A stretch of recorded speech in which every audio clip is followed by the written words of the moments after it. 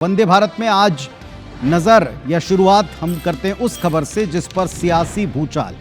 रोजाना केरल से सांसद छत्तीसगढ़ के चक्कर लगा रहे हैं। दुर्ग में ह्यूमन ट्रैफिकिंग और कथित जबरन धर्मांतरण के आरोप में 2 नन की गिरफ्तारी जो 25 तारीख को हुई थी वो आज पहली तारीख के आते आते नेशनल मुद्दा बन चुकी। संसद में सवाल, प्रदर्शन, विरोध सड़क तक पहुंचा है। दूसरी तरफ ननों की बेल का मामला एनआईए कोर्ट सुन चुका है। दोनों पक्ष दलील दे चुके हैं। फैसला सुरक्षित है। कुछ घंटे के बाद यह फैसला भी आएगा।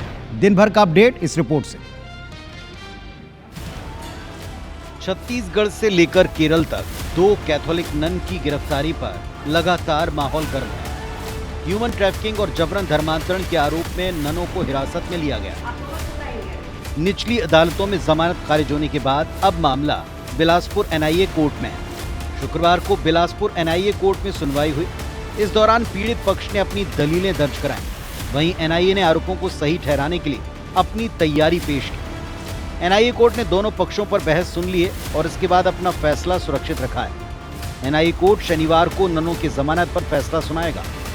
वहीं आज केरल से 5 कांग्रेसी सांसद बेनी बेहनन, फ्रांसिस जॉर्ज, एन के प्रेमचंद्रन, अनिल के थॉमस और कांग्रेस नेता सप्तगिरी उल्का दुर्ग जेल पहुंचे और दोनों नन से मुलाकात की। यूनाइटेड डेमोक्रेटिक फ्रंट के इन सांसदों ने दिल्ली में केंद्रीय गृह मंत्री अमित शाह से भी मुलाकात की, जिन्होंने हर संभव मदद का आश्वासन दिया है। इधर कांग्रेस का आरोप है कि बजरंग दल के दबाव में गिरफ्तारी की गई, जो कि अल्पसंख्यकों के खिलाफ साजिश है। भाजपा सरकार के संरक्षण में ये बजरंग दल जिस तरह से आतंक फैला रहा है, सभी अल्पसंख्यक वर्गों को एक टारगेट बनाकर काम कर रही है और कहीं न कहीं प्रदेश में ये अल्पसंख्यक वर्ग अपने आप को असुरक्षित महसूस कर रहे हैं। दूसरी ओर बजरंग दल ने अपना विरोध तेज कर दिया है। दुर्ग जिले की 14 इकाइयों में कांग्रेस नेता राहुल गांधी का पुतला जलाकर विरोध प्रदर्शन करते नजर आए। ये प्रदर्शन कांग्रेस नेताओं के नन केस में बयानबाजी को लेकर हुआ है। संगठन का आरोप है कि मिशनरी उनके प्रांत अध्यक्ष को धमकियां दे रहे हैं। एक वायरल ऑडियो को इसके सबूत के तौर पर सामने लाया गया।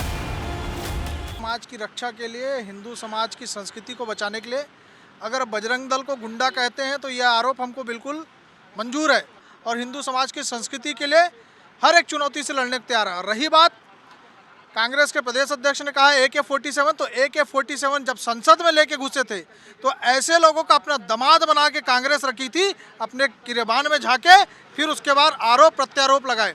इस बीच मुख्यमंत्री विष्णुदेव साय ने गिरफ्तारी पर कहा कि कानून निष्पक्ष तौर पर अपना काम कर रहा है। नाम का इशू है, उसको लेकर के गृह मंत्री से भी मिले थे विपक्ष के सांसद। कानून अपना काम कर रहा है। नाम का इशू है, उसको लेकर के गृह मंत्री से भी मिले थे विपक्ष के सांसद। कानून अपना काम कर रहा है। ये मुद्दा छत्तीसगढ़ से निकलकर राष्ट्रीय स्तर तक पहुंच चुका है। यूडीएफ सांसदों ने संसद के बाहर प्रदर्शन किया। कांग्रेस नेता राहुल गांधी, प्रियंका गांधी ने बीजेपी पर अल्पसंख्यकों को निशाना बनाने के आरोप लगाए। एक लड़की ने ननों पर लगे आरोप का खंडन किया। कुल मिलाकर गिरफ्तारी पर तूफान अब भी जारी है। सबकी निगाहें अब एनआईए कोर्ट के कल के फैसले पर टिकी हैं। क्या कोर्ट ननों को बेल देगा या फिर उन्हें जेल में ही रखेगा या फिर जेल भेजेगा? Bureau report, IBC 24। तो कुछ घंटे और उसके बाद एनआईए कोर्ट अपना जो सुरक्षित फैसला है वो सुना सकता है।